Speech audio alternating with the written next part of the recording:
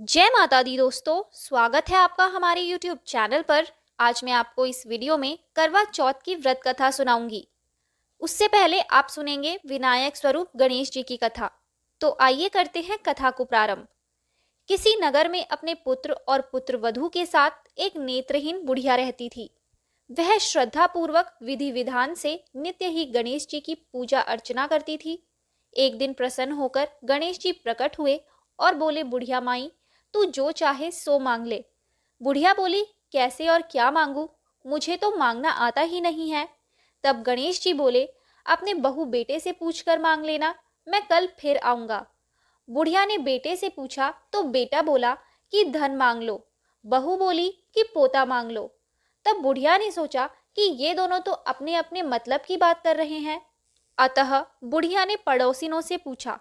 पड़ोसिनों ने कहा, बुढ़िया, तू थोड़े ही दिन जिएगी, क्यों तू धन मांगे और क्यों पोता मांगे। तू तो आंखें मांग ले, जिससे तेरा बाकी जीवन आराम से कट जाए। लेकिन उस बुढ़िया ने पड़ोसिनों की बात नहीं मानी।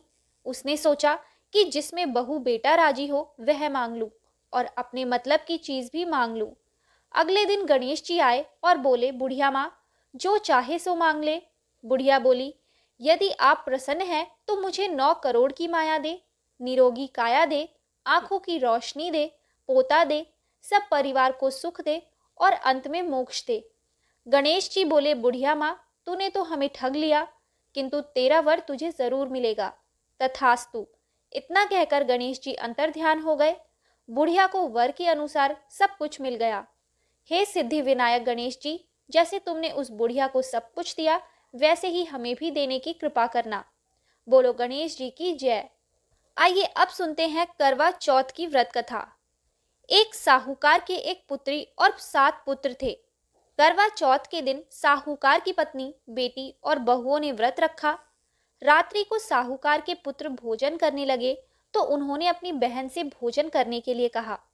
बहन बोली, भाई, अभी चंद्रमा नहीं निकला है, उसके निकलने पर मैं अर्घ्य देकर भोजन करूंगी।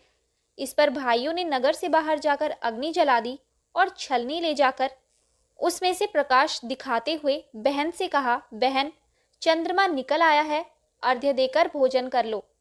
बहन अपनी भाभियों को भी बुला लाई कि तुम भी चंद्रमा को अर्घ्य दे लो, किंतु वे अपनी पतियों की करतूतें जानती थी। उन्होंने कहा, बाई जी, अभी चंद्रमा नहीं निकला है, तुम्हारे भाई चालाकी करते हुए अग्नि का प्रकाश छलनी से दिखा रहे हैं। किंतु बहन ने भाभियों की बात पर ध्यान नहीं दिया और भाइयों द्वारा दिखाए प्रकाश को ही अर्घ्य देकर भोजन कर लिया।